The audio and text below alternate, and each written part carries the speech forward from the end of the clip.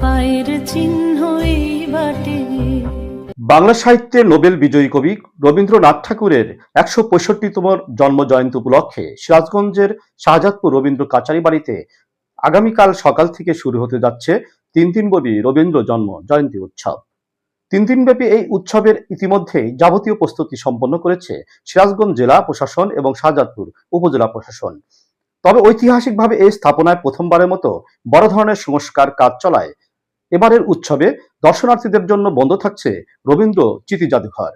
আগামীকাল শুক্রবার থেকে শুরু হতে যাওয়া আগামী রোববার পর্যন্ত এই ৩ দিনব্যাপী এই উৎসবে কবিগুরুর জীবন ও কর্মভিত্তিক আলোচনা সভা, রবীন্দ্রসঙ্গীত পরিবেশনা, নৃত্যনাট্য, আবৃত্তি, চিত্রাঙ্কন প্রতিযোগিতা এবং স্থানীয় এবং দেশের খ্যাতনামা শিল্পীদের অংশগ্রহণে অনুষ্ঠিত হবে মনোজ্ঞ সাংস্কৃতিক অনুষ্ঠান। সিরাজগঞ্জ জেলা প্রশাসকের সভাপতিত্বে অনুষ্ঠানে প্রধান অতিথি হিসাবে বক্তব্য রাখবেন গণতন্ত্র প্রজাতন্ত্রী বাংলাদেশ সরকারের বিদ্যুৎ, জ্বালানি ও খনিজ সম্পদ মন্ত্রী ইকবাল হাসান মাহমুদ টুকু এবং স্বাস্থ্য প্রতিমন্ত্রী professor doctor M A Muhith MP. ইতিমধ্যেই রবীন্দ্র কাচারী বাড়ি প্রাঙ্গণ সাজানো হয়েছে আলোকসজ্জা, ব্যানার, ফেস্টুন সহ নান্দনিক প্যান্ডেলে। দর্শনার্থীদের জন্য নিরাপত্তা, যাতায়াত এবং আবাসনের বিষয়েও বিশেষ ব্যবস্থা নেওয়া হয়েছে। ৩ দিনব্যাপী এই উৎসবকে ঘিরে দর্শনার্থী এবং সাংস্কৃতিক কর্মীদের মধ্যে উৎসবের আমেজ বিরাজ করছে।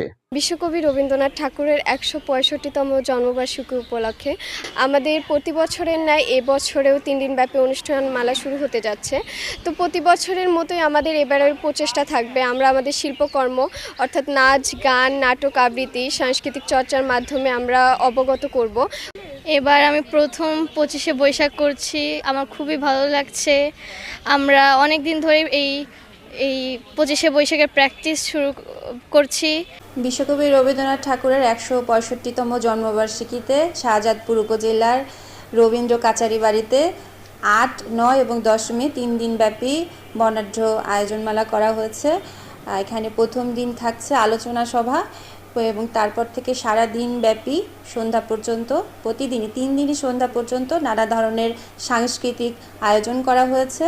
পাশাপাশি আমাদের মেলার আয়োজন আছে।